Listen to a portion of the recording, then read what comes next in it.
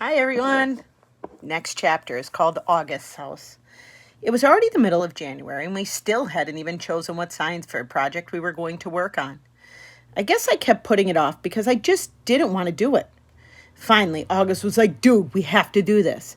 So we went to his house after school. I was really nervous because I didn't know if August had ever told his parents about what we now called the Halloween incident.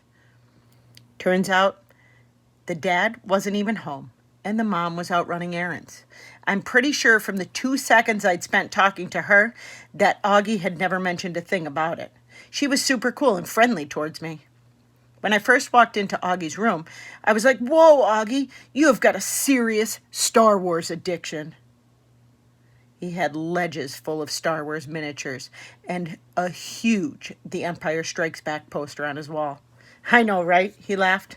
He sat down on a rolling chair next to his desk, and I plopped down on a beanbag chair in the corner. That's when his dog waddled in the room right up to me. He was on your holiday card, I said, letting the dog sniff my hand. He corrected me. Daisy, you can pet her. She doesn't bite. When I started petting her, she basically just rolled over onto her back. She wants you to rub her tummy, said August. Okay, this is the cutest dog I've ever seen, I said, rubbing her stomach. I know, right? She's the best dog in the world. Aren't you girly? As soon as she heard Augie's voice say that, the dog started wagging her tail and went over to him. Who's my little girly? Who's my little girly? Augie was saying as she licked him all over the face. I wish I had a dog, I said. My parents think our apartment's too small. I started looking around at all the stuff in his room while he turned on the computer. Hey, you've got an Xbox 360. Can we play? Dude, we're here to work on the science fair project. Do you have Halo? Of course I have Halo. Please, can we play? He had logged on to the Beecher website and was now scrolling down Miss Rubin's teacher page through the list of science fair projects. Can you see from there, he said. I sighed and went to sit on a little stool that was right next to him. Cool iMac, I said. What kind of computer do you have? Dude, I don't even have my own room, much less my own computer. My parents have this ancient Dell that's practically dead. Okay, how about this one? He said, turning the screen in my direction so I would look. I made a quick scan of the screen, and my eyes literally started blurring. Making a sun clock, he said. That sounds kind of cool. I leaned back. Can't we just make a volcano? Everyone makes volcanoes. Duh. Because it's easy, I said, petting Daisy again. What about how to make crystal spikes out of Epsom salt? Sounds boring, I answered. So why'd you call her Daisy? He didn't look up from the screen. My sister named her. I wanted to call her Darth. Actually, technically speaking, her full name is Darth Daisy, but we never really called her that. Darth Daisy, that's funny. Hi, Darth Daisy, I said to the dog, who rolled onto her back again for me to rub her tummy. Okay, this is the one, said August, pointing to a picture on the screen. It was a bunch of potatoes with wires poking out of them. How to build an organic battery made of potatoes. Now that's cool. It says here you could power a lamp with it. We could call it the Spud lamp or something. What do you think? Dude, that sounds way too hard. You know I suck at science. Shut up, you do not. Yeah, I do. I got a 54 on my last test. I suck at science. No, you don't. And that was only because we were still fighting and I wasn't helping you. I can help you now. This is a good project, Jack. We've got to do it. Fine, whatever, I shrugged. Just then, there was a knock on the door. A teenage girl with long, dark, wavy hair poked her head inside the door. She wasn't expecting to see me. Oh, hey, she said to both of us. Hey, Via, said August, looking back at the computer screen. Via, this is Jack. Jack, that's Via. Hey, I said, nodding hello. Hey, she said, looking at me carefully. I knew the second Augie said my name that he had told her about the stuff I had said about him. I could tell from the way she looked at me. In fact, the way she looked at me made me think she remembered me from the day at Carvel on Amesforth Avenue all those years ago. Augie, I have a friend I want you to meet, okay? She said, he's coming over in a few minutes. Is he your new boyfriend? August teased. Via kicked the bottom of his chair. Just be nice, she said, and left the room. Dude, your sister's hot, I said. I know. She hates me, right? You told her about the Halloween incident? Yeah. Yeah, she hates me, or yeah, you told her about the Halloween? Both. The next chapter, the boyfriend. 2 minutes later, the sister came back with this guy named Justin.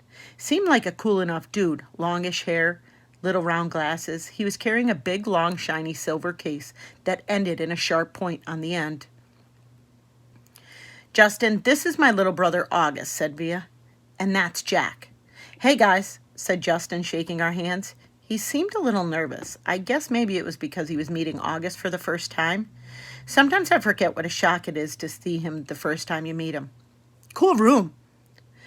Are you Via's boyfriend? Augie asked mischievously, and his sister pulled his cap down over his face. What's in your case? I said, a machine gun? Answered the boyfriend. That's funny. No, it's a fiddle. Justin's a fiddler, said Via. He's in a Zydeco band. What the heck is a Zydeco band? Said Augie, looking at me.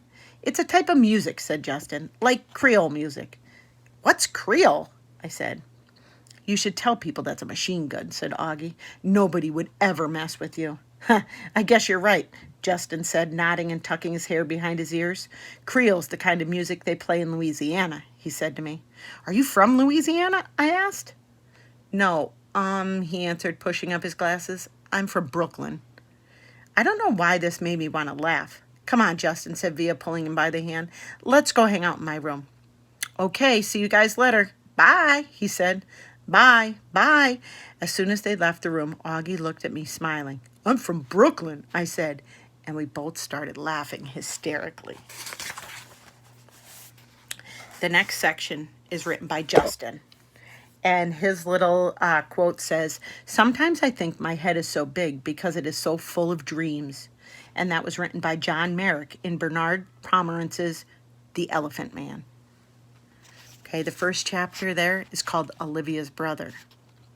The first time I met Olivia's little brother, I have to admit, I'm totally taken by surprise. I shouldn't be, of course. Olivia's told me about his syndrome. She's even described what he looks like, but she's also talked about all his surgeries over the years, so I guess I assumed he'd be more normal looking by now. Like when a kid is born with a cleft lip and has plastic surgery to fix it.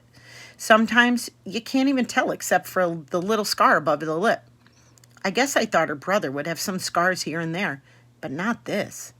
I definitely wasn't expecting to see this little kid in a baseball cap who's sitting in front of me right now. Actually, there are two kids sitting in front of me. One is a totally normally looking kid with curly blonde hair named Jack. The other's Augie. I like to think I'm able to hide my surprise. I hope I do. Surprise is one of those emotions that can be hard to fake, though. Whether you're trying to look surprised when you're not or trying to not look surprised when you are. I shake his hand. I shake the other kid's hand. I don't want to focus on his face. Cool room, I say. Are you Via's boyfriend? He asks. I think he's smiling. Olivia pushes down his baseball cap. Is that a machine gun? The blonde kid asked, like I haven't heard that one before. And we talk about Zydeco for a bit. And then Via's taking my hand and leading me out of the room. As soon as we close the door behind us, we hear them laughing. Oh, I'm from Brooklyn, one of them sings. Olivia rolls her eyes as she smiles. Let's go hang out in my room, she says. We've been dating for 2 months now. I knew from the moment that I saw her, the minute she sat down at our table in the cafeteria, that I liked her. I couldn't keep my eyes off of her. Really beautiful, with olive skin and the bluest eyes I've ever seen in my life. At first, she acted like she only wanted to be friends. I think she kind of gives off that vibe without even meaning to. Don't even bother. She doesn't flirt like some other girls. She looks you right in the eye when she talks to you, like she's daring you. So I just kept looking her right in the eye, too, like I was daring her right back. And then I asked her out, and she said yes, which rocked. She's an awesome girl, and I love hanging out with her. She didn't tell me about August until our third date. I think she used the phrase a craniofacial deformity or abnormality to describe his face, or maybe it was craniofacial anomaly. I know the one word she didn't use was deformed, though, because that word would have registered with me. So, what do you think? She asked me nervously the second we're inside her room. Are you shocked? No, I lie. She smiles and looks away. You're shocked. I'm not, I assure her. He's just like what you said he'd be. She nods and plops down on her bed, kind of cute how she still has a lot of stuffed animals on her bed. She takes one of them, a polar bear, without thinking, and puts it in her lap. I sit down on the rolling chair by her desk. Her room is immaculate. When I was little, she says, there were lots of kids who never came back for a second play date. I mean, lots of kids. I even had friends who didn't come to my birthdays because he would be there. They never actually told me this, but it would get back to me. Some people just don't know how to deal with Augie, you know? I nod. It's not even like they know they're being mean, she adds. They were just scared. I mean, let's face it. His face is a little scary, right? I guess, I answer. But you're okay with it? She asked me sweetly. You're not too freaked out or scared? I'm not freaked out or scared, I smiled. She nods and looks down at the polar bear on her lap. I can't tell whether she believes me or not, but then she gives the polar bear a kiss on the nose and tosses it to me with a little smile. I think that means she believes me, or at least she wants to. Valentine's Day. Ooh. I give Olivia a heart necklace for Valentine's Day, and she gives me a messenger bag she's made out of old floppy disks. Very cool how she makes things like that. Earrings out of pieces of circuit boards, dresses out of t-shirts, bags out of old jeans. She's so creative. I tell her she should be an artist someday, but she wants to be a scientist, a geneticist of all things. She wants to find a cure for people like her brother, I guess. We make plans for me to finally meet her parents, at a Mexican restaurant on Ainsworth Avenue near her house on Saturday night. All day long, I'm nervous about it. And when I get nervous, my tics come out. I mean, my tics are always there, but they're not like they used to be when I was little. Nothing but a few hard blinks now. The occasional head pull. But when I'm stressed, they get worse. And I'm definitely stressing about meeting her folks. They're waiting inside when I get to the restaurant. The dad gets up and shakes my hand, and the mom gives me a hug. I give Augie a hello fist punch and kiss Olivia on the cheek before I sit down. It's so nice to meet you, Justin. We've heard so much about you. Her parents couldn't be nicer. Put me at ease right away. The waiter brings over the menus, and I notice his expression on the moment he lays eyes on August. But I pretend not to notice. I guess we're all pretending not to notice things about tonight. The waiter, my tics, the way August crushes the tortilla chips on the table and spoons the crumbs into his mouth. I look at Olivia, and she smiles at me. She knows. She sees the waiter's face. She sees my tics. Olivia is a girl who sees everything. We spend the entire dinner talking and laughing. Olivia's parents ask me about my music, how I get into the fiddle and stuff like that, and I tell them about how I used to play classical violin, but I got into Appalachian folk music, and then Zydeco. And they're listening to every word like they're really interested. They tell me to let them know the next time my band's playing a gig so that they can come and listen. I'm not used to all the attention, to be truthful. My parents don't have a clue about what I want to do with my life. They never ask. We never talk like this. I don't think they even know I traded my Baroque violin for an 8-stringed hard-angle fiddle 2 years ago. After dinner, we go back to Olivia's for some ice cream. Their dog greets us at the door. An old dog, super sweet. She'd thrown up all over the hallway, though. Olivia's mom rushes to get paper towels while the dad picks the dog up like she's a baby. What's up, old girlie, he says, and the dog's in heaven, tongue hanging out, tail wagging, legs up at the air, and at an awkward angle. Dad, tell Justin how you got Daisy, says Olivia. Yeah, says Augie. The dad smiles and sits down in a chair with the dog still cradled in his arms. It's obvious he's told this story lots of times, and they all love to hear it. So I'm coming home from the subway one day, he says, and a homeless guy I've never seen in this neighborhood before is pushing this floppy mutt in a stroller. And he comes up to me and says, "Hey, mister, want to buy my dog?" And without even thinking about it, I say, "Sure, how much you want?" And he says, $10. So I give him the $20 I have in my wallet, and he hands me the dog. Justin, I'm telling you, you never smelled anything so bad in your life. She stinks so much I can't even tell you. So I took her right from there to the vet down the street. And then I brought her home. Didn't even call me first, by the way, the mom interjects. And she cleans the floor to see if I'm okay with his bringing home some homeless guy's dog. The dog actually looks over at the mom when she says this, like she understands everything everyone is saying about her. She's a happy dog. Like she knows she lucked out that day finding this family. I kind of know how she feels. I like Olivia's family. They laugh a lot. My family's not like this at all. My mom and dad got divorced when I was 4, and they pretty much hate each other. I grew up spending half of every week at my dad's apartment in Chelsea and the other half in my mom's place in Brooklyn Heights. I have a half brother who's five years older than me and barely knows I exist. For as long as I can remember, I felt like my parents could hardly wait for me to be old enough to take care of myself. You can go to the store by yourself. Here's the key to the apartment. It's funny how there's a word like overprotective to describe some parents, but no word that means the opposite. What word do you use to describe parents who don't protect enough? Underprotective? Neglectful? Self-involved? Lame? All of the above. Olivia's family tells each other, "I love you," all the time. I can't remember the last time anyone in my family said that to me. By the time I go home, my tics have all stopped. Next chapter, Our Town.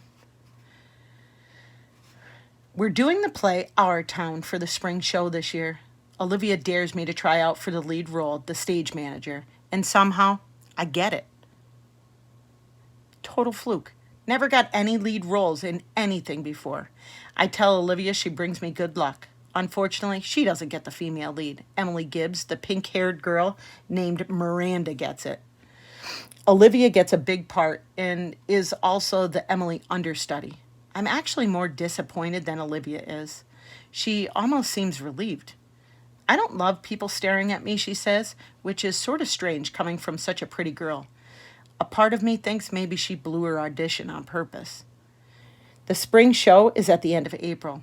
It's mid-March now, so that's less than 6 weeks to memorize my part, plus rehearsal time, plus practicing with my band, plus finals, plus spending time with Olivia. It's going to be a rough 6 weeks, that's for sure. Mr. Davenport, the drama teacher, is already manic about the whole thing.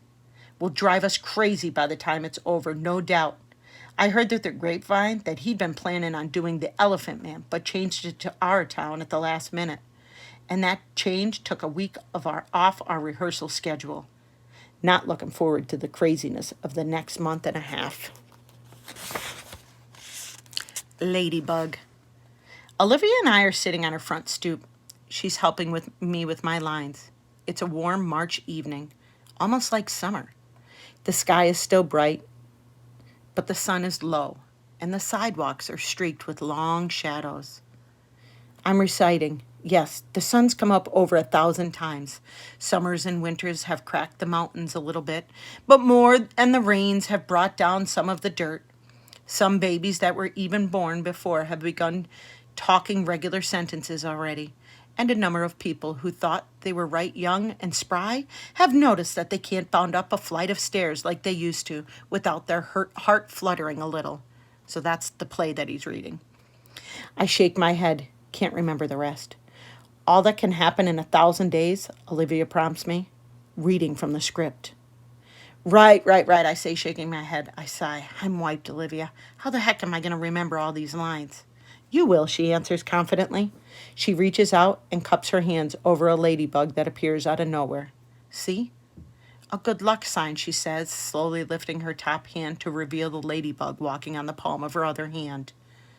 Good luck? Or just the hot weather, I joke. Of course, good luck, she answers, watching the ladybug crawl up her wrist. There should be a thing about making a wish on a ladybug. Augie and I used to do that with fireflies when we were little. She cups her hand over the ladybug again. Come on, make a wish. Close your eyes. I dutifully close my eyes. A long second passes. Then I open them. Did you make a wish? She asks. Yep. She smiles, uncups her hands, and the ladybug, as if on cue, spreads its wings and flits away. Don't you want to know what I wish for? I ask, kissing her. No, she answers shyly, looking up at the sky, which at this very moment is the exact color of her eyes. I made a wish too, she said mysteriously, but she has so many things she could wish for. I have no idea what she's thinking. Okay, I do want to show you something. I don't know if you could see this, but if you look at Justin's writing, he has no capital letters. The punctuation's all off. The sentences are starting with and. It's all messed up. Maybe there's a reason why. We'll have to see. Make sure you go on Google Classroom for your questions.